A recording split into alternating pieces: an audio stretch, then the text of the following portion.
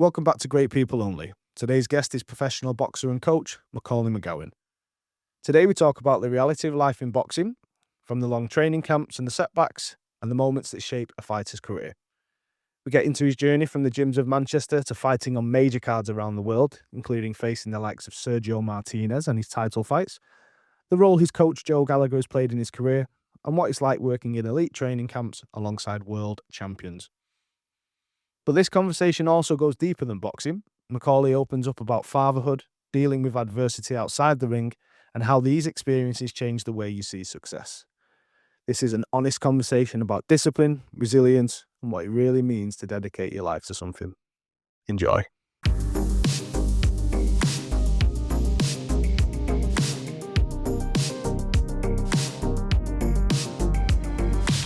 For people who don't know who you are, like, who are you when you're not in a boxing gym?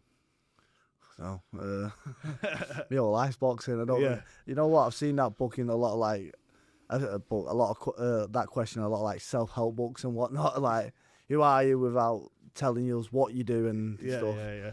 And I always think, how would I answer that? And I don't know. So boxing's the be-all, end-all for you, really. It was, and it's not now. Obviously, Yeah. I'm a father. Yeah. My husband, I take them very seriously. So, but then that's not who I am. Who am I? Yeah. Who am I? I'm Father first, boxer second. So I'm a hard-working,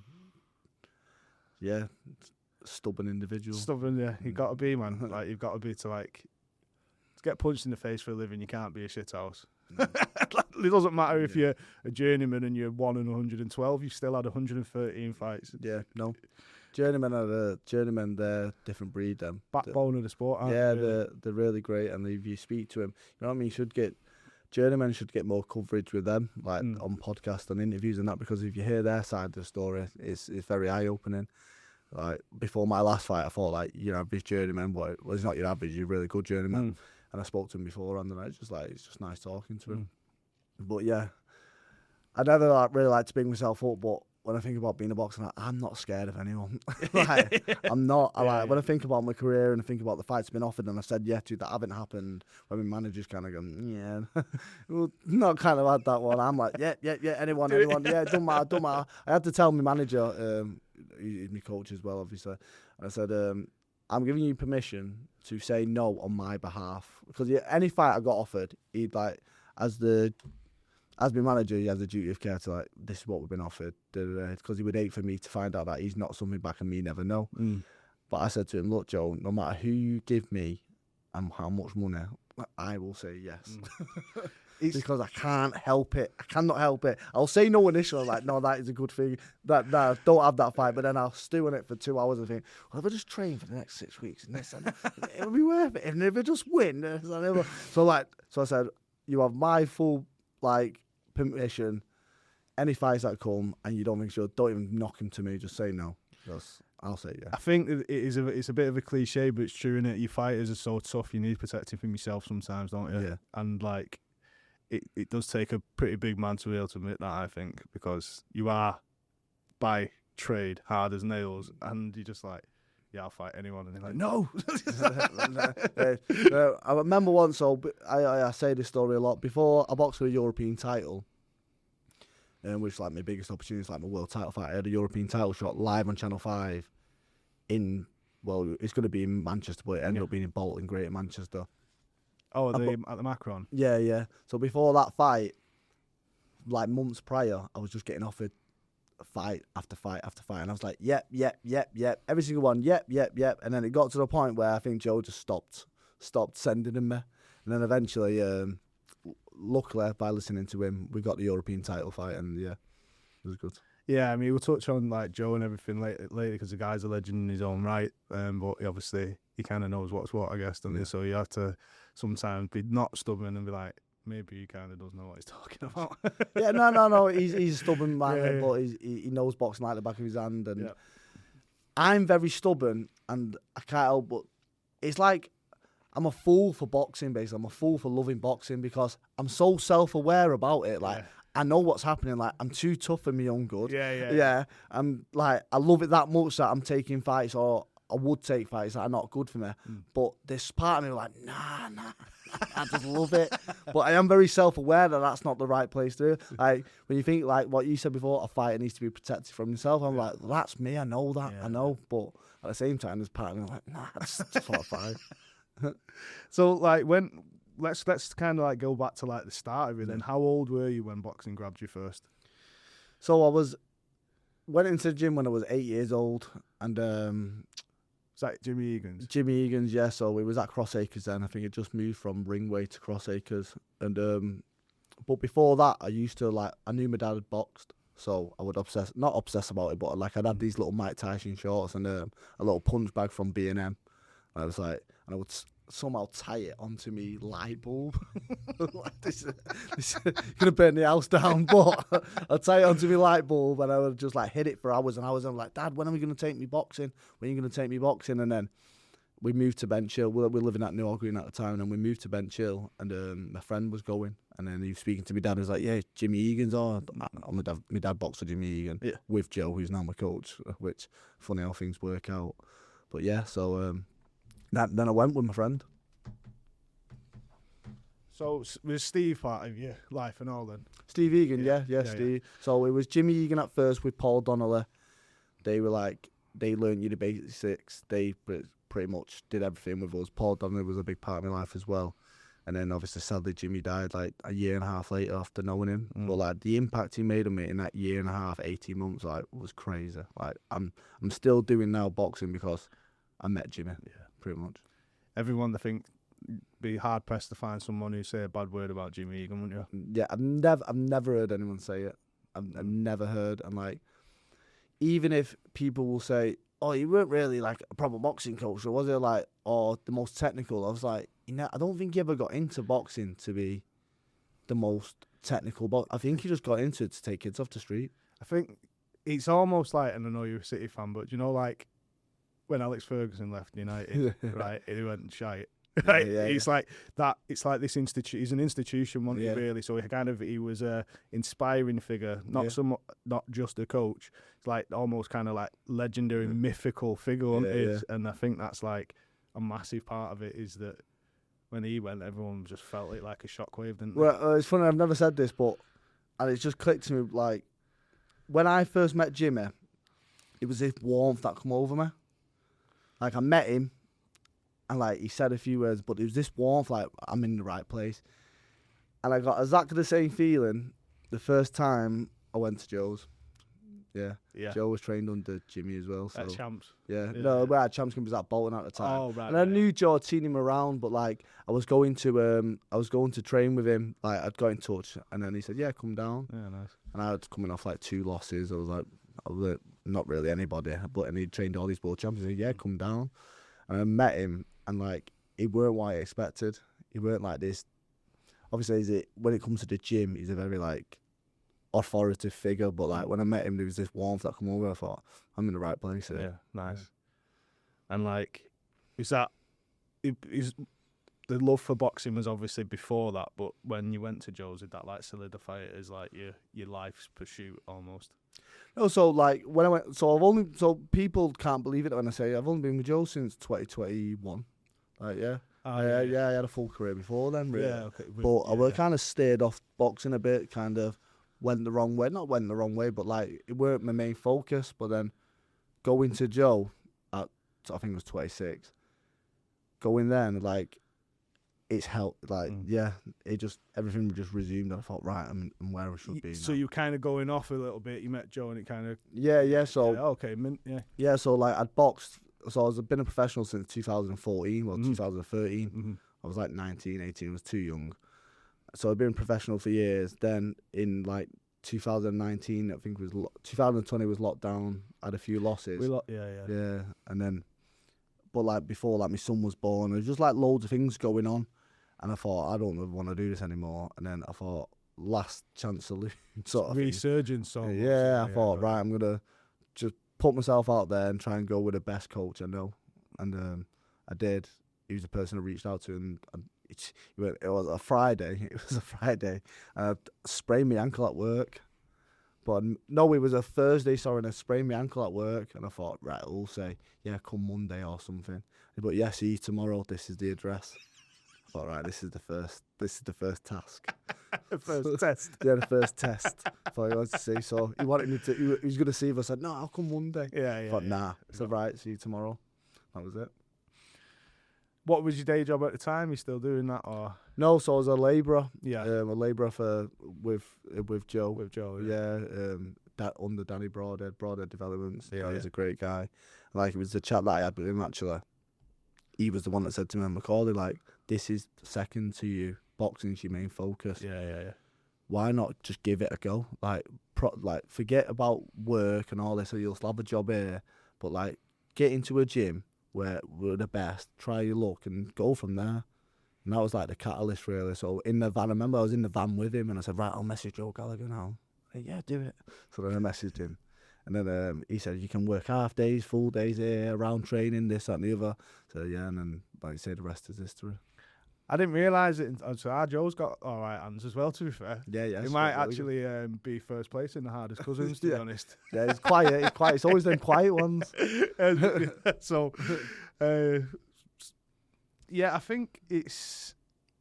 Obviously, like, labouring in itself is like a grit builder, isn't it, for sure? So, do you think there's any transfer from that profession, or not? No, I was always an hard boxer anyway, don't get me wrong. Yeah. I'd had plenty of jobs while boxing. I worked at WH Smith's, I worked at McDonald's, I've worked at the airport doing days and nights and training after night shifts, so it was always there. But the labouring, it actually helped. Yeah. And to be honest, the people that I was working with become like my best friends. Like Danny become a really important person in my life, and sponsoring me as well. Obviously, I'm meeting Joe, Connor, they're all become like really good friends. Like, I really like crap time in my life, really, because of what was happening with my son. So to have them sort of people, it didn't feel like work some of the time. Right, Don't get me wrong, when it was freezing cold and your hands were freezing, it was hard. But that's all the time, it weren't like we were on site like slaving away. We were having a good buzz as well. So I do miss it. I'd miss it now. Yeah, I mean, I've got the smoothest, softest hands on earth, and being an artist almost, so I wouldn't know, like, but I do hear some stories, like, because my whole family have always been like that. Yeah. I'm just the black sheep who decided to start messing with cameras at 14. Yeah. But what do you think the biggest misconception is about being a pro boxer then? Because whether that's a good thing or a bad thing, what do people not understand? They're not paid well.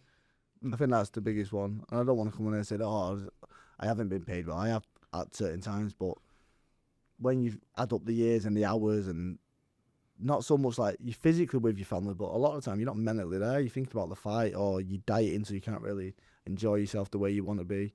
So if you account all that, a lot of the time most boxers don't get paid that well. It's like less than minimum wage if you're going to think of that. But at the same time, I always do say, I never got into boxing for the money. When I was 8, I didn't think about money then. Of course, yeah. Yeah, I got into it because I loved it, and I still choose to do it now. I can stop doing it at any point I want. I mean, I can't because I think I'm addicted to it. But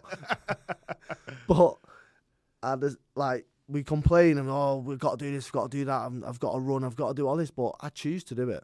So I can't really complain about it. But I do think that is a misconception that you're just this person getting loads of money to fight when you're not. No. So is it the days that people don't see that are harder than the fights? Yeah, it's great. I think it's with anything, whether it's a lifelong journey doing something, or say shorting it down into an 8-week camp, you announce the fight, it's great. Everyone's like, oh, you're fighting, and that gives you a bit of motivation. And then near the fight comes the media starts, so you get the motivation in that. But it's that middle ground where no one's really clapping for you, no one sees anything. And it's like starting anything, starting a business. Yeah. So it's them middle days where no one's really praising you, giving you a slap on the back, and you just got to motivate yourself. Yeah, you've got to motivate yourself. And I can imagine it being like most anything, you find a bit of success in anything. Do you ever get you have to deal with your fair share of leeches? I don't spot them really, or I think I've just got this fluffy cloud over me, like, no one's like that. Like, because I wouldn't be like that. Yeah, so I think, no one's like that. Yeah, okay. But then looking back at over the years, I think, they only talked to me really because I was boxing really. Yeah. They only thought I was earning more money than I thought, or stuff like that. So I couldn't really pinpoint an exact person, but over time, and like especially this last year, really, I haven't really been active boxing. Well, the last 2 years since I boxed for the European title, I've had one fight since then. Fought in October, right? Yeah, fought in October. Yeah, you're correct. So since then, and I haven't boxed since then, I'm putting a bit of weight in that. And you don't really speak to many people then, I think, but is that also me? Because I'm not in my best self, not boxing, happy, training, or am I not reaching out to people that I should be reaching out to? So I always think of it, but I always think, well, kind of on my part as well. I can be a bit selfish sometimes. I'm like, well, I'm training, I've got my family, I've got my work, I don't really need to bother with anyone else. But really, you shouldn't always wait for people to text you. You should reach out as well. Make effort on both sides, sort of thing. No, it makes sense. Just want to talk about like there's a lot, like say, just on that topic, that people kind of only see what you want them to see, right? Social media is a pretty powerful tool for that. And like, but what does a bad camp look like? Because I'm sure in 25 fights, is it? I think about 27. 27, so my bad, yeah. That you must have had maybe even if a bad day in a camp or whatever. Oh, that's some terrible ones. And what does it feel like? Like, you know, what's it like? It's lonely, man. It's lonely. Oh man. So right, you can get iced in a spar. Like you have a spar and you think you've been done there. Yeah, you've been fucked up, and then that's okay. You can get over that, but then the spar comes again and you get fucked up again. There's nothing worse than getting done on a Friday. Oh, right. Because then you got the weekend to stew over it. Yeah. You're having a bad weekend, especially if you're in camp, or especially if you've had a few bad spars on the run, and then you get done on a Friday. Because like if you've been done Monday, Wednesday, and you think right Friday, I'm gonna get me revenge, and then I'm gonna have a good weekend, and then you get done again. You're like, right, something's going wrong here, and it can affect you mentally. Like you start. Every boxer has doubts no matter what. Of course. Going into a fight. You can have the best camp ever. You still got doubts. What if he just ditched me in the first and I can't handle this power? What if like that happens or anything? So when you're having a bad camp as well, so you're having physical data back to you, that something's also going wrong. Then you're like, all right, this is just mental anymore. So yeah, and it's a lone leg. Like you go home, you don't want to. Your missus like, oh, how's training? Or she can say one thing like, say, might have a little bruise. You always get little bruises from sparring, whether you have a good spar or not. Yeah. So she knows been bleeding. I remember once she was like, been sparring Sean again. As if Sean always did, man. Oh, fuck off. I just lose your head and like, I don't know, like, I think also sometimes it can be sparring where you've had probably a concussion, not even knowing about it, and you've been a bit snappy the day later and stuff like that, or you've had a bit of brain fog. These are things that people don't talk about. Yeah. And like, you don't like to admit it, but over the amount of spars that I've had, the fights I've had, there's definitely, I know in fights obviously you get dropped or whatever, but I know there's been spars where I've just cracked on, and then the next day I've been a bit grumpy, I've been a bit down, been a bit tired, and I think, looking back now, I'm a bit older, I think, yeah, I probably was suffering a concussion. I was dead snappy for no reason, this and the other, so, yeah. What does it take, like, because obviously there's no two ways about it, right? Whether it's a little bit or a lot of it, like CTE and things like that, massive in boxing. Yeah. Is it like just blind, I don't want to say ego, but like, oh, that'll never happen to me because I'm so good? Or is it like, how do you kind of carry on despite that? It's, I don't know, it's for the love of the for game. the love of the game. I was about to say that. Yeah, for the love of the game. Like, I think it gets to a point in your career where you go, right, I'm getting older now, this is getting serious. This is very hard. And you kind of know the consequences of it, but you choose to do it anyway. Should there be more education around it when you're a teenager? Possibly, yeah. Should there be less sparring when you're younger? Yeah. Like, I've been sparring since I was 8. Right, okay. Yeah. Just like training when I was 8. Yeah. But then like, for a few years, we didn't even use head guards. I'm not saying they're a massive protector. Never use head guards in Thai boxing, mate. Frank's gym, mate, on a Saturday, we're just getting sparked left, right, and centre. Frank, mate, yeah, that's what I'm saying. Like, boxers are tough. Thai boxers are even tougher. It does play on my mind, and more as I get older and Of kids. course, But you've got to also try and like think, no, like this is what I do.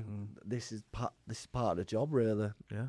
Like, it can happen to anyone. You like to think with the fact of like having an MRI every year, the British Boxing Board of Control, I think they're miles ahead in that's good, in terms of like other governing bodies. So you like to think if nothing's showing up on your MRIs each year, stuff like that you're doing okay, sort of thing.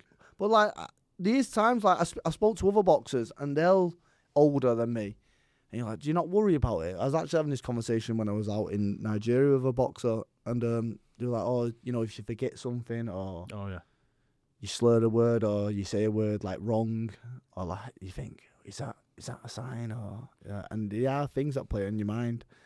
And plus, I've said it before, my son had a brain injury when I was 25 at birth, and I think I'm voluntary now going into the boxing ring and getting punched. Like, that was a bit of a mindfuck. More than likely the most important thing to you in the world. Yeah, of course. Alongside my daughter. Alongside your family as Yeah. a whole. So becoming a dad, did it change how you look at that kind of risk because of what's happened with your son? Well, I'll tell you what, I had my daughter when I was 21, right? So I went pro when I had my debut when I was 19, had my daughter was 20 when I was 21. I boxed 2 weeks after my daughter was born, so that was that was pretty heavy. Yeah. That changed a lot. That changed me as a person, to be fair. I don't know why, but it did. And then my son was born when I was 25, so a couple of years later, and that was massive. So, like, you know, was there a point where in fatherhood, when did boxing stop not be the hardest thing that you did anymore? When my son was born, when my daughter was born, it was plain sailing, but my son was born via emergency C-section because my wife's placenta abrupted, so cold red, buttons everywhere, alarms going off. So they diagnosed him with something called hypoxic ischemic encephalopathy, HIE basically, means deprivation of oxygen at birth. Mm-hmm. So there was like, so brain damage pretty much. I knew as soon as he said that oxygen deprivation, I know, well, that's what happens when you get brain damage. Yeah, literally, yeah. So they said, because he's so small, we don't know how that will affect him in real life. They said it was medium grade, whereas low grade, you're probably going to be okay. Mm-hmm. High grade, you're going to be really disabled, cerebral palsy and stuff like that. Medium, he said, could go either way. So you're just living in this anxiety-filled limbo. Yeah. Wow. So I always used to think I was tough because I was a boxer, like, oh yeah, you know, being a boxer, you fight another man, like you're staring into the darkness, but you always had a light at the end of the tunnel. Of course, because you knew when the fight was going to end. You think, well, if I'm fighting at 7 o'clock, the fight's going to be done by 8 o'clock, and I'll be dead happy. That's a very good point. Yeah. Whereas when my son was born, he got a thing called therapeutic cooling, so to stop any secondary brain trauma. So like he was in the neonatal unit for like 10 days. That was like staring into the abyss, and like it was breathtaking. Like you couldn't get me breath, and I felt like that for years. At the time, I felt like I was in that moment for like the 10 days in NICU, but looking back, obviously hindsight's a great thing, it was years.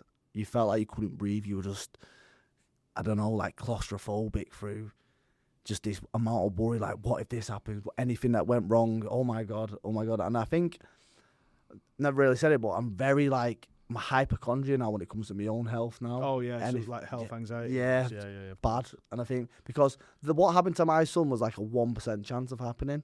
And I think, well, you know, when you read the back of like paracetamol now and he says the really bad stuff that never happens, I think, well, it could. So there's a couple of fights that you'd taken and you maybe probably shouldn't have. Yeah. So what was the camps like for them? How was that period? And So that happened December 19. Yeah, that happened with my son. So we went into January 20, sorry. And I was like a bit of a mess. I started trying to do marathons and all that. It was just an escape, really. And like, I don't know. I was going out trying to do all these marathons. Hey, look at me, look what I'm doing. Really, my wife's at home dealing with it. And I'm the one trying to, like, not make it all about me, but there was an element of it where it's like, what can I do? What can I do? And really, it was just to be there for them. When that was like the hardest thing to do, really, to admit that was just to be there for them. But I did calm it down, and I started to get myself in really good shape. I got myself in amazing shape in lockdown, probably due to like what happened with my son. Like we were going through a lot. Like we were having investigations into whose fault it was and stuff like that. But I remember like the investigation into whose fault it was. It's just that I can't blame a single nurse or whatever for what happened. They're saying that there was a system in place that happened that should have been took away, but they still followed that result. They still followed that procedure, resulting in that was the main result in why what happened to my son happened. Yeah. And I remember getting that news that someone was at fault. Not someone thingy, but an establishment or Yeah. whatever. The trust was at fault. You So know? one of the cogs had gone. Yeah. So they could like say the trust was at fault, the NHS trust. And I remember hoping that weren't the case. I was praying. I just thought, I don't want there to be no one at fault. I just wanted it to just be one of those. Act of God, so to speak. Yeah, of course. And I remember hearing that news, and I was so upset. I was fuming, but then I thought, right, what can I do? What can I do? And I just got myself in really good shape. I don't know how that helped anyone, but that's what I told myself. And then I went with Gary Booth, a guy called Gary, really nice guy, and I trained, and the camp, so I was 15-0, and in the camp I had I boxed a Kazakh, world amateur bronze medalist, whatever. He'd only had one pro fight, but he was leagues above me. Mustard, yeah. Yeah, and he battered us, and you could say, oh yeah, you had a bad camp. I had an amazing camp. Yeah. Maybe mentally I weren't there. I was having therapy on the phone because of lockdown 2 weeks before. Yeah, man. Yeah. So 2 weeks before, I was finishing off my 6-week course of therapy that I had. But in terms of the physical, I was in the best physical shape of my life. Mentally, not so much. Yeah. And then 4 weeks later, I boxed Kieran Conway on the AJ undercard. I didn't train for that. I was waiting in the gym. I just thought I'll go back after New Year. But then that so I boxed. So was it three in a row? Yeah, so I lost 3 in a row, but 2 in a row I lost within 4 weeks of each other. And then I not stopped boxing. I kind of didn't box, didn't really train. Then 6 months later, I went with Joe, and then we got the Sergio Martinez fight, which I couldn't turn down. Couldn't turn that down. Yeah, of course not. Find Sergio Martinez. So. And so I guess now you're very open, and you've obviously reflected on those losses, and you kind of know what happened. And so does that all that makes sense, that period of your life now? You're probably shouldn't, but I did it anyway.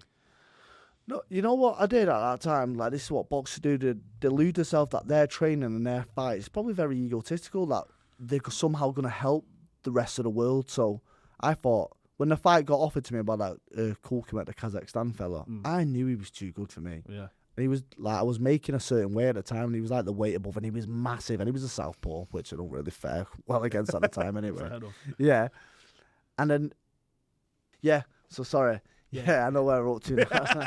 It's all good. So I was saying that us boxers, we delude ourselves that what we're doing is helping something somewhere, and we need to train, because if I don't, then it's like an OCD sort of thing. If I don't, so when I got that Kazakh fight against a Kazakh fella, I knew he was too good for me, but I thought, if I don't take this fight, maybe my son might not get better. Maybe this might not happen. Oh, okay. Yeah, that's definitely. Yeah. So I get that. So I was thinking, so I had to take that fight in my own head. And then I was like, all right. And then I got beat. And then something happened. What happened now? Because 7 months prior to that, I weren't training. But I started doing just a little 3-mile run each day. And I thought, if I have this goal of doing 3-mile run, good things will happen, is what I told myself. And when I started training again, started eating healthy and started losing weight, my son got a surgery for so apart from the HIE, he got a thing called craniosteosis, where his skull plates had fused too early. So he had to have a neurosurgery at Alderhay. Yeah. And they weren't going to give it him because of COVID. And then when I started running and all that, I weren't in a good place anyway. They got in touch and said there's a space available to get him in. So instead of waiting until he was 3 years old, he could have it at 4 months old. Yeah. So I was thinking, right, this is what I've got to carry on doing. And then, So this is what I've got to carry on doing. I've got to keep doing this. Right. So then I'd done that. So then when this fight come available, I was like, right, if I don't take this fight, something bad's going to happen. But then something good happen, but it was after the Conway fight. So then 4 weeks out of the gym, after having my ass handed to me off Kulkamet, I thought, right, I'll go back after New Year. Anyway, I got a random phone call saying, do you want to fight on the AJ undercard next week? And I hadn't been in the gym. I'd been doing a bit of running, kept myself in shape.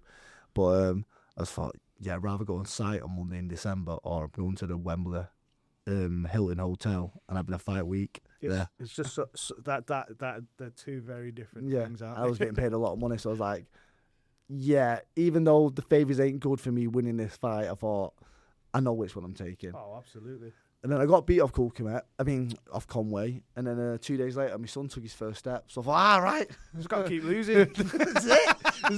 Just got to keep losing. And I thought, I just got to, what's that film? Just say yes.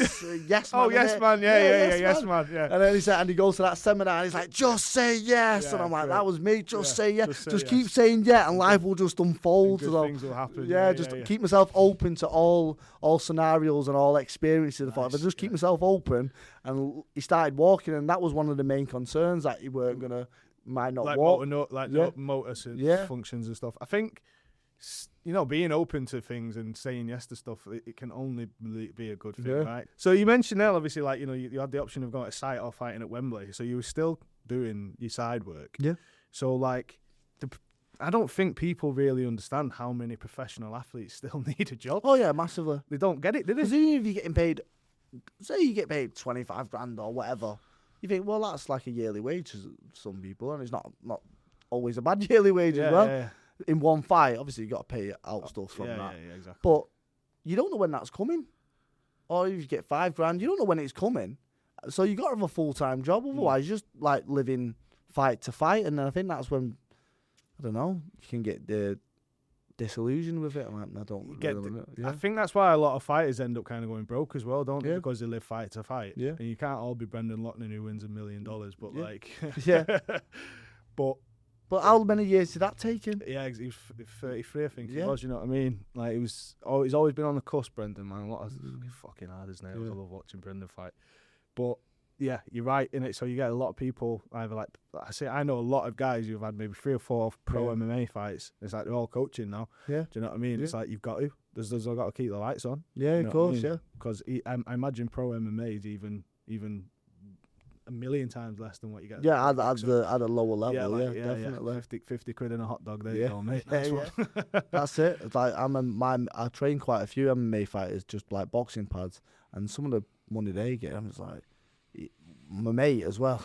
He'll fight and he's lost money that week. I mean, I've done it before where it would have been better for me to go to work than fight. Yeah. But instead, I had the week off work and I thought instead, I'm in the minuses. I've got to pay. I've got to pay people out. So did the you had that little gap just before you got back, before you went to Joe. Yeah. Like did you ever think maybe I should like this normality, at least it's like steady? Yeah. Like, was there ever a point where you think this is what I'm gonna do, or did it ever be tempting? Like, you've got 2 kids now, and you know what I mean? Nah, there was a hunger, there was a hunger for it. I would say I've had that more recent, like in the last year or so. But at that time, after 2 losses, I was like, nah. I was still like, nah. I've got to do something here. Like, I've got to go for it. There was a time when my son was in the intensive care where I thought, right, boxing doesn't matter anymore. I'm never going to box again. I can't be bothered boxing again. If he needs me to be 24-hour, around-the-clock assistance for him, then that's what I will do for my son. So, in them moments, like, fuck boxing. And I had, like, a relief from it. Like, right, no, it don't matter. He's my main concern. That's it. But then when he started getting better and, like, started showing good signs, I was like, all right, boxing obviously filters back in then. But that period after the 2 losses before I went to Joe, and obviously I know I lost to Sergio Martinez, but that was the start of something good. Because the improvement and everything, I had quite good feedback from it.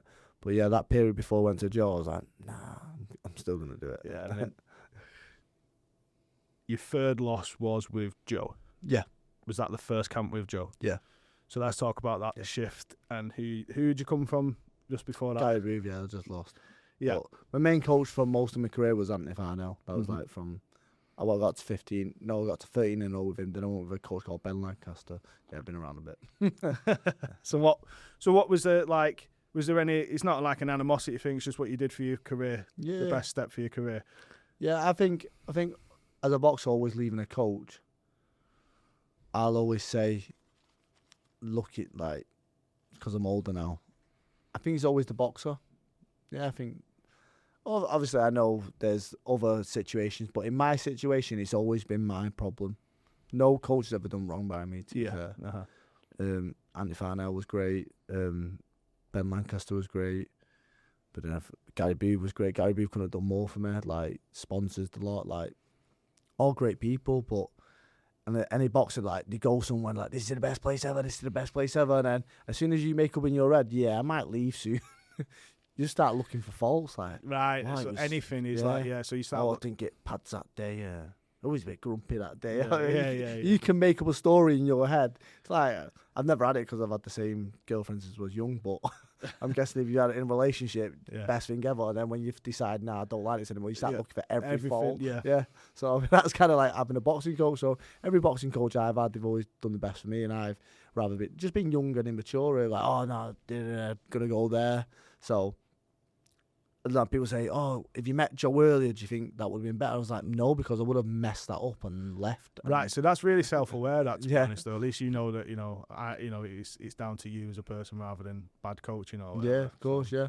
I met Joe. I always think when the student is ready, the teacher shall appear, and I believe that's what happened with Joe. So when you had that first fight with Joe and it was a loss, were you like, fuck, like how was, what, Did you know that Joe did everything right, or were you like regretting leaving? Like, what was the feelings around that? No, like, I could not have been more sure in my life. Like, Joe was the right person. Just the training, the fight week. We're over Christmas. He's waking up at 7 a.m. to take me to Cheltenham Arena and standing in the freezing cold. I mean, he could have easily have said, Macaulay, I want you to do this at Cheltenham Arena, go and do it. But he stood there and did it with me. Yeah, thinking, fucking hell, I've had a coach like this before. Like, just the things he was telling me, the phone calls, make sure I was okay.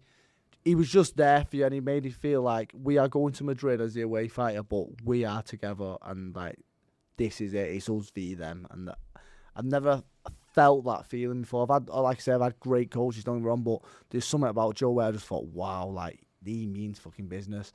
And I remember I went to my first fight. Obviously, I went to a hotel in Madrid, and they weren't a bath. And sometimes, like, you have to lose a bit of weight in the bath, like, to make weight for the fight. Yeah. And normally, I'd go to a hotel on my own and I just wouldn't say anything. Oh, it's not really a bath. I'm going to have to skip it this way or do it that way. I remember Joe walked straight into the hotel room, looked around, went, no fucking bath, not having that. Went down. Mate, honestly, I was texting my missus like, oh my God, I didn't have a bath. But Joe's made sure I've got one. She's like, oh my God, she's saying that. Oh my God, this is amazing. I'm like, I know. She's like, you need someone like that. I was like, yeah, I do.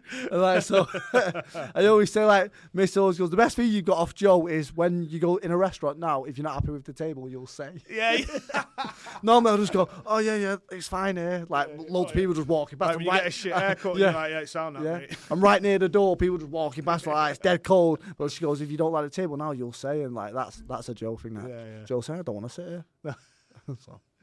But Joe you've got really passionate about Joe there. I can see he's had a massive, like, real good, like, effect on your life. Yeah. So he's a fighter through and through, just beat cancer, you know what I mean? Like, and so is he kind of been like a little bit like a father figure for all you recently?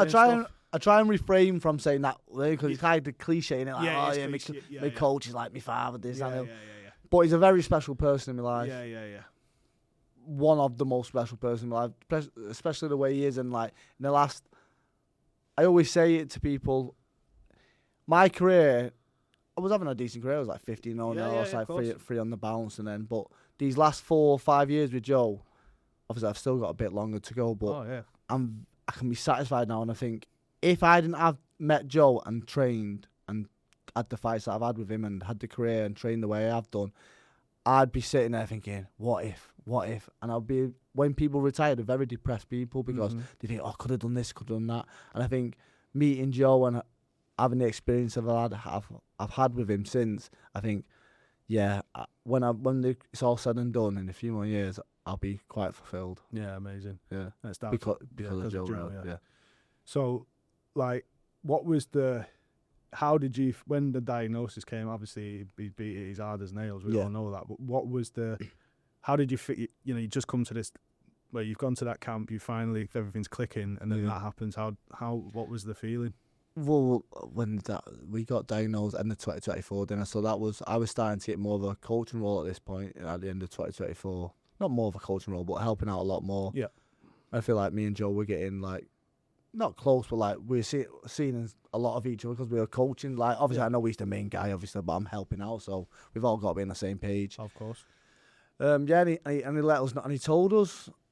I don't know. It was a strange one. I just thought, right, I'll just be there for him, like he's there for us, and that was it. And it's easier, like when someone close to you gets cancer or something bad's happening, to try and like make it how I'm feeling. And I refuse to do that. I refuse to like, oh, it affected me bad because what was he going through? I'm very close to Joe. Joe's in a good place at the moment, and I think I'm not gonna sit here and go, oh, it's a very hard time in my life, and this. But did it affect me? Yeah, of course it did. And nice. will it affect me in a few years when I look back at that period and go, wow, fucking hell? Probably, yeah, because they say like grief and not grief. I'm not grieving anyone, but they say like when certain things happen, there's a delay before you think, fucking hell. Yeah, it's adversity, isn't it? Yeah. You're facing adversity, whether it, like, even though you say it's not happened to you, it's still something you've got to process. Yeah. Because I think as boxers, in the thick of it, in the adversity, we not love it, but like we're like, get our head down, right? Yeah, like fucking let's do it. And then a few years later, something small will happen, and it just trip you up like, oh shit. So I think I'm always aware of that happening. But at this moment in time, look, Joe's fucking amazing. Yep. He's doing what he needs to do, and yeah, it was his journey, and like I was just trying to help him. The only reason I bring it up is obviously he's had a profound impact on many people's lives, and you could just see from the amount of press that it got and the reactions from fighters and people from all over the world. And it's a pretty special guy at the end of the day, and I think it deserved. Yeah, I made a joke to him. I said, "Fucking hell, Joe, you knew after all these years to get people to like give you your praise and like your medal and your flowers. Fucking hell, you just had to get cancer." He's just that's crazy. Yeah, he's right. It's like some artists, their art's only worth money after they're dead, right? It's been great the whole time. Yeah, exactly. But I always said like. Even when Joe retires, I don't think he'll ever get the credit he does. Like, only British-born Ring Magazine Trainer of the Year, which was a monumental thing, and I don't think that even got the recognition it should have done at the time. I don't think people understand how insane that is. To beat Canelo Alvarez's coach as well, Eddie Reynoso. So, and who was he working with when he got that? I think it was likes of Crawler, Quigg, and Liam Smith. Yeah. Basically when he was getting all these world champions. Yeah, fair enough. I know that was like a golden age for the gym, and like people don't really think this as a golden age, but since I've been at the gym, they had 3 world champions. So they had 4 back then when I worked in there. Since I've been there, they've had 3. And you wouldn't even have said it's been like a golden time for the gym. Yeah. There's had Tasha, Lawrence and Paul. So people who were consistently good over time, who don't fluke it, there's something special about him. And I feel like them people, because they're always consistently good, there's not like a flash in the pan. They never get the recognition. Britain love a fucking one-hit wonder. Like, like a Americano or like Tyson Fury. Like, they just love like a Jack lad. Like, he's done it once. Like, he's the skier. Is it the skier? What's his name? Eddie the Eagle. Oh, yeah. You know what I mean? You love him, you know what I mean? Like, proper salt of the earth. But then when someone's consistently good, like, just kind of like, oh, Look right. at Tom Aspinall, mate. Yeah. Like, he's salt of the earth, that guy. Yeah. And he can't catch a break. He got poked in the fucking eye, and it's his fault. Yeah. Because when Britain hate a very, really good person. When someone's really good at what they do, Britain like, nah, stuck with his own ass. Okay. But you've got to be some elements of that to do what you do. But it's because, mate, and I don't know if but anyway, like, it's so shit at the moment that we all just hate to see each other doing good. Yeah. Everyone's just hating on each other. Yeah, big time. Everyone's just bloody hating. I always try and like catch myself before you do it. Yeah, and I think, nah, he's doing fucking amazing. You know what I mean? Yeah. So. Yeah, I mean, obviously you've lived both ends of boxing, so you kind of seen, you've been in survival mode and obviously part of an elite camp, so you've kind of seen everything from every angle, really. So like, you were just mentioning Lawrence. How did you become such an important, integral part of his training camps? Well, when Lawrence first come to the gym, Joe kind of like presented himself. Obviously, it's Joe. I'm not saying it's always Joe. People come to the gym for Joe. It's like. But then when Lawrence come, Joe kind of like said, right, Marcus and Macaulay are kind of involved as well. So I don't think he ever had that conversation. He just said, I was warming up and then Marcus would do this and then one would take him on the pads and whatever. And we were involved, like we would be in the corner for all these fights. When he went to Poland to win the world title, we were there. So it's just always been kind of us three. And I don't know if he likes that, but he's there for Joe, obviously. But like we come out as a package sort of thing in that circumstance. And it comes to a point where he's fighting, obviously, in Nigeria. And we was like, I had a few things. I was like, I don't think I'm going to be able to go to Nigeria. And then Marcus was going to Dubai to train him. And then it changed last minute to Puerto Rico. And Marcus couldn't go to Puerto Rico for whatever reason. So then, obviously, I was like, I'll go. Yeah. And is that how the Jake Paul stuff came? And then he was like, yeah, here's the address. See you there. And then the flight was booked, and I was on within 2 days. So yeah, that happened. So the missus weren't happy. Like right before Christmas, I was away from the 30th of November to the 23rd of December. I only found out on the 28th of November that was going on the 30th. So yeah, that was it, and there I was.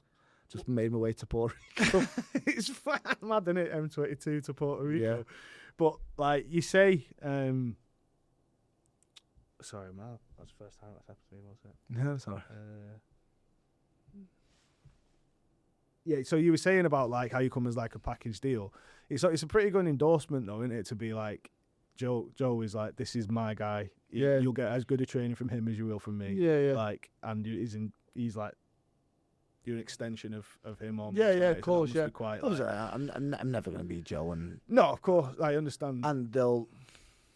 and that is one of the things that you take. But working with believe it or not, working with a good level fighter like say Tasha, Paul, or Lawrence, they will listen to me. They don't have any ego. It's crazy. They're like, no, he's telling me what to do. Lawrence was so. That's the biggest thing about Lawrence. He's so coachable. So coachable. Like you think, oh, he's not going to be. Like, especially being a world champion beforehand, like they're usually not.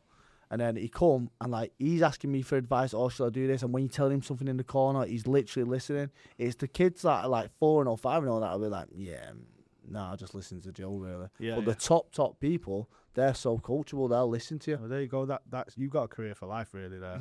Yeah, so that is amazing. What does a fighter like Lawrence and Tasha, what do they need day to day from a coach such as yourself? Yeah, obviously Joe's a different caliber. But when I'm there, I think Lawrence just. I think all fighters just need to know that they're not alone. Yeah. Obviously, Lawrence likes a lot. He's very cerebral fighter. Yeah, like he needs to, like he wants to know.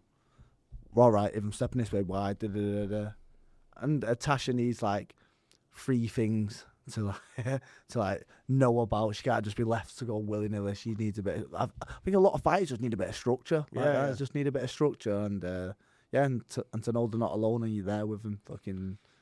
I actually think it's a really interesting point, right? That people who fight for a living, right, you will always have a reputation no matter what, right? You've got feelings as well, right? Yeah. You've got like emotions. You mentioned therapy before, Yeah. and I think I wish that people in that sphere like would kind of be more open to opening up. Look at Paddy. Yeah. Paddy is whether people like it or not, he's ranked where he should be, and he took Justin to the end, didn't he? So it's not like he can't. No, we've definitely fight. Yeah, exactly. And he's like very open about his mental health and stuff. I just wish that was a bit more of a commonplace, really, man. I think what it is especially when you're fighting and if you've give off this persona for a long time, I don't think people want to then open the floodgates. It's of course, yeah. Like they're staying with it. Vulnerable. Yeah, they don't want to be vulnerable and like, no, I'm a boxer, but they don't want anyone to use anything against them. They don't want people to know what the weaknesses and stuff like that. So people are very like Tasha, flipping out. She's so stoic, man. Yeah. Scary stoic. Yeah, like if she's got a goal in mind, she's a mum. She's a mum and she's great. And obviously to be a mum, there's got to be a softness to you and like the way she brings up her daughter, like amazing. But there's also this thing, you look at her, think, fucking hell. Yeah, she's so driven for this goal. Yeah. But it's like at the same time, it's like you're in awe, like wow, crazy. And so what, you're working with fighters like that. What surprised you? Obviously, you've gone to. Let's just kind of tell the story from the beginning. You're there. You're off to Puerto Rico, and so you're helping Jake Paul prepare for Anthony Joshua. Well, inadvertently, yeah, because Lawrence is sparring Jake, and so you're there to corner Lawrence while he's fighting. But then as time goes on, you have a bit of a chat with Jake. So, do this, or I'll do this, or you're chatting with his coach, third about like certain things and whatnot, and then you just you just have a bit of a chat. What surprised you about being around Jake Paul? Because obviously there's this misconception. Everyone says this and that is an influencer boxer, like who's gone from influencer boxing to fighting real professionals. So people are like, oh, it's fixed, it's this, it's that. Yeah. So you go into that, hearing all that, you're not sure what to expect. What surprised you the most? His work ethic, he's very driven. But what surprised me about all top performers, Joe, Lawrence, Tasha, obviously Paul Butler's been 2-time world champion, meeting Jake Paul, they're all nice people. They're all very good people. Don't get me wrong, Jake Paul's not this nice person trying to cater to every need. He's got shit to do. But as a professional as well, you understand that. I can't just be up his ass, budding constantly with him, or him goes like, is everything all right now? No, he's got shit to do. He's going to train, and that's it. Yeah. And like when there's a bit of downtime in training, he'll be polite and he'll have a chat on that. But yeah, just all top people, all with great work ethic, and they're all very driven individuals. But Jake, he's a top guy. That's, again, a lot of people will probably be quite surprised to hear that because of the way social media present people. But there's professional fighting and then there's professional fighting. You know what I mean? So what you've trained with world champions, you've trained world champions. What was the difference in a camp that's connected to someone like Anthony Joshua? Because it's not just elite. Because Anthony Joshua's an amazing fighter as well. But it's got a lot of eyes on it. Yeah. Is there any difference between a camp with that level of prestige compared to like a world title fight that might not be getting the eyes that it deserves? No, I think any media that was there he knew. So it was like they were just part of the team. We were like, oh, the cameras are coming, and if it was closed doors. We wouldn't always be there when that would happen. But in terms of the camp, the most professional camp I've ever been a part of. Yeah, it was unbelievable. Yeah, the attention to details. Everything. Nutrition, all dialed in. Yeah, well, I didn't see that part, but right.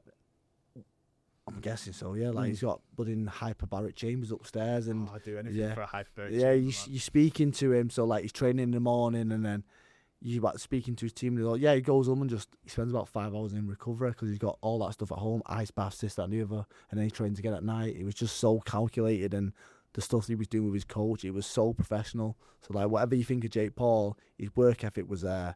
And whether you think he's good or not, the improvements from years ago to now needs to be studied. It's night and day. Yeah. I guess. And people will say, oh, the money and all that, but you still got to do it. Yeah, you still got to do it. Right. Yeah, right. Now, obviously, he's come from influencer boxing, right? And it seems to be on the back burner now a little bit, doesn't it? It seems to have had its day in the sun. You're still getting the odd events and everything like that. Do you think it was good for the sport, or was it detrimental? Because it's 50-50. Some people say I don't think it was anything. I think they wanted to go their own way. And I think boxing wanted to latch on and say, no, they're trying to be us or they'll never work out. But I think misfits and all that, we kind of say, no, yeah, it is boxing, but we're doing it different and this is the way we're doing it. Yeah, this is our own thing. And I think people thought that the fans would cross over, and I don't think that's been such the case. Not at all. Yeah. It's almost its own sport at this point, isn't it? Because you are 100% right. I think more boxers are watching them than non-boxers who watch Misfits are watching us, you know what I mean? Well, there's a reason Darren Till is fighting in Misfits and not pursuing other boxing, isn't there? Yeah, exactly. Money, eyes. Yeah, exactly. And it is its own sport, definitely. It's like table tennis and tennis. Yeah, you know what I mean? It's not the same. No, not at all. Tennis look at table tennis and go, what are they doing over there? You're trying to be us. No, dude, you just let it be. And I think that's what's happening with Misfits. And I think more boxers have been more inclined to go Misfits than Misfits come to professional boxing. Why do you think that do you think that that'll ever change? So do you think that the money disparity in boxing will ever change? Like, do we need a reform? Like, what? I think we need less belts, to be honest. I think that's the start. So we know who the champions are. I think there comes a point where boxers are getting naff all to then it tilts over a certain point where they're getting too much. I think there just needs to be a bit more middle ground. I just think boxing's the Wild West. I always say instead of being in the gym on a Friday night, I should have been at home making TikTok videos or YouTube videos. But instead, I was in the gym. boxing. But then at the same time, I always say, I wanted to be a boxer to be a boxer. There was something about being a boxer that I loved. You know what I mean? I wanted to be a boxer. I didn't want to be a YouTube star. I didn't want to be a YouTube sensation. I didn't want to be any of that. I just wanted to fight.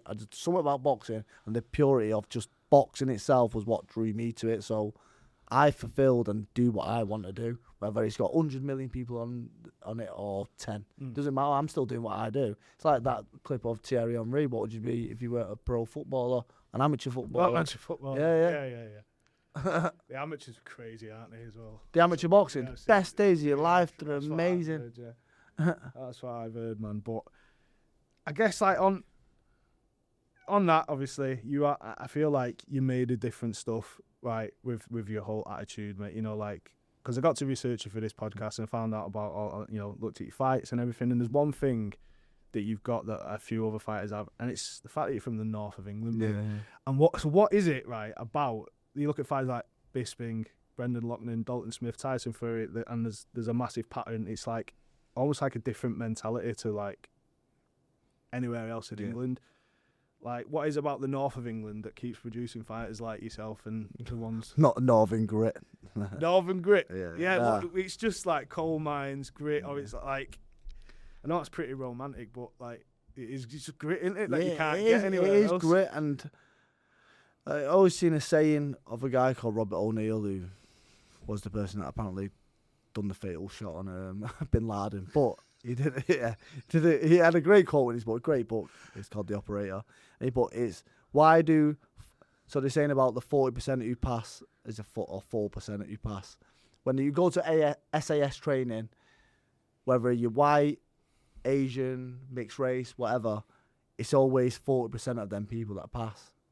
And it was like, well, it doesn't matter. It's just 40%, or it might have been less. It was a percentage anyway of whatever race you was. And it was like, it's cussness. You're either born that way or you will never get there. Yeah. Meaning, you're just born a certain way where you just don't let things defeat you, where you're like, nah. And I just think if you haven't got it from a very early age, will you ever get there? I don't know. But then environmental can play a factor. So it is one of those things that I think people do try and like try and study it, but I just don't think you can. It's just something inside you that goes, nah. I remember boxing that Kazakh fella, and I got back after the third round, and I thought, I ain't beating this guy. He's hitting me with everything. He's hurt me to the stomach. And I thought, right, I'm going to have to go down off a body shot or something and just pretend. And I thought, no one will know. Like, I've took some shots there. And I thought, I caught myself thinking, I thought, this is all happening in this 50 seconds you've got. I thought, nah, I'll know. I will know. Whether they know or not, whether that shot really hurt me and it knocked me out, I thought, I'll know. I'll have to look myself in the mirror for the rest of my life and know that I give up. So I thought, nah, he's rather going to have to knock me out. He's going to have to nail me to the canvas, or I'm fucking doing this fight. And even in the 10th round, I'm getting hammered and thinking, I could land something there. I could do something. It's delusion. It is our delusion. But I think you've got to have it. Like, I'm 31 now. I ain't got a belt. I've put in not any meaningful fight, but most of my meaningful fights I've lost. And I'm still here at 31 going, nah, I can do something. And I don't know what that is.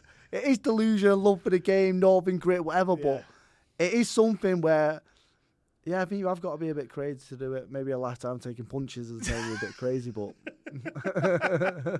I think, like, it's just, like you say, Northern grit, and historically the North has always been working class.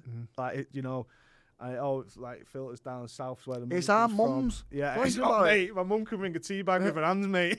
Thing about it is, like, I never say it, but it's my mum. All the qualities that you think you get from your dad and all that, I get from my mum. Like, everything. I could be on my last penny, but I'd make it work somehow. I've got that from my mum, therefore. Yeah, mums don't get enough credit, I think, sometimes, man. My mum was the same, working 2 jobs and learning how to be a nurse while at university, 4 kids, crazy. Still did it, you know what I mean? And, like, the fighters that we've mentioned there, right? Like, especially like Bisping and Fury, and that they've had losses. I know they've been like later on in the career and stuff, and it seems to be a bit more prevalent in MMA. So what is your opinion on like the whole records and all that kind of stuff? Do you think people just see a record, won't even look into it, and just be like, oh, you shit, or whatever? I did it when I was a kid. Mm. I'd be watching Friday Fight Night and I'd be like, oh, was this guy lost some? Oh, yeah, he's lost some. I'm not going to watch him. I was just like obsessed with Mayweather, Calzaghe, or Hatton because they were all undefeated. If anyone like had lost a fight, like, yeah, he's not that good. I think there was too much emphasis on records, and it is slowly coming a bit better where people aren't really stressing about records as much. Obviously, MMA, no one gives a toss if you're a good fighter and you've got a personality. People are like, yeah, chuck him in. Yeah. But I remember getting to like 15-0, well, 15-1, 14 drawn 1. I was undefeated, and I just weren't fulfilled. I was like, this is rubbish. Especially everything that happened with my son and lockdown coming and working more and stuff. I thought, if I am going to take time out my day and away from my family to train, at the end of it, I want a good fucking fight for this. You know what I mean? I don't want to be, I'm not saying about money, I'm saying I want to be able to fight someone who I know is coming to do me, and whether I win or lose, I'm going to be fulfilled after it, and that's the end of it. Not, oh yeah, beat another journeyman. Yeah. I mean, don't get me wrong, you got to do that. Yeah, of course. Yeah. Because if you not can't all the beat a time. journeyman, you're not, like, that's the point. That's the testing, and that's the reason it Yeah, exists. different styles. Yeah, and then, so, like, you just mentioned you're 31, you've not got a belt, and all what you just said. But what does success look like for you now, then? What's like where do you think now is this going? I don't know. Sometimes I look at myself and think, I'm doing all right, you know what I mean? Yeah, like, right now, I'm doing okay. Yeah. Got a nice wife, I've got 2 beautiful kids, and I'm doing, like, I always said I would love to just have my whole life about boxing. So I'm at the gym now, whether I'm coaching or training in the morning at Champs Camp, to then do my own one-to-one personal trainings all day, to then going away and then going to boxing shows on a weekend, helping. So that I'm actually living like my dream as I say it right now. Yeah. So I don't know, success looks like now maybe, but and then you say, oh, a bit more money in the bank. You can be in success now. You can be in the good old days now. Do you know what I mean? That can be. And then, but you're always thinking, oh, well, if I had more money, but I couldn't give a shit. Yeah, exactly. Happy, healthy. My wife's got a good job. She's smashing it. You know what I mean? And that's what I mean. Success looks to me like my kids doing well and watching my wife do well. I think as you get older, that shift changes. You start thinking, oh, it's all about me. It's all about me. And I look around and I think, nah, my wife's doing what she wants to do. My kids are happy. Like I'm taking them to where they want to go in life. So that's what success looks like. And being there for others and making sure they're doing well. Exactly. And what are you most proud of to this point? Me daughter. Always me daughter. Yeah. First, it takes a real man to make a girl, they say, don't they? Yeah, yeah. I don't know. I always get emotional about it, but like, it's my daughter every time. She's my proudest. Like I say, my proudest achievement. I'm not. You know what I mean? I'm doing things for her, but watching how she's growing and the person she's becoming, and like, obviously everything that happened with my son when he was like, obviously a couple of days old to 3, the way she's handled it. She was like 3 at the time herself, and like she just seemed years beyond it, and who she is as a person, the most loving person. She always makes sure trying to look out for her brother. And like sometimes I look at the relationship they have and I think, wow, I've done an all right job here. Nice. Yeah, you know, like seeing not so much just the qualities I see, you know. Like, you know what it was? I seen her on sports day, and she's not the best runner. Like, she's all right. She's not the best runner, yeah. And I remember, like, she had her heat. She come 3rd, 4th, whatever it was. And then she watched her best mate have her heat. And I swear to God, she cheered. She screamed her head off for her mate. And her mate won her heat. And I think she won the whole thing. But I've never seen anyone as happy for her mate as my daughter was. Amazing. And I thought, yes, done all right here. That's you've just my last point was going to be when it's all said and done, like, what do you want people to associate with your name? But I think you've just answered it there, mate. You know what I mean? Yeah, I just like to think I was honest. Yeah, that's it. I was just a bit honest. Like the losses that I've had have been losses. Like I weren't good enough. Honest fight, weren't good enough on the day, and I lost. Fights that I won because I was better than them, and like there was no like foul play. There was no I had an advantage over them or they had an advantage. Gloves. yeah. There was no advantage here or there. And when I spoke the way I wanted to speak. I didn't try and keep anything back. And I'll be someone that you're not. Yeah. And I just don't get me wrong. We all go through that stage in our 20s where we're doing stuff we shouldn't, and like you're trying to find your place in the world. But then eventually, I just found a place. Like, nah, I'm a dad who boxes. Mint, mate. Thank you. That was absolutely class, mate. Cheers, Thank you, thanks. mate. Honestly, like.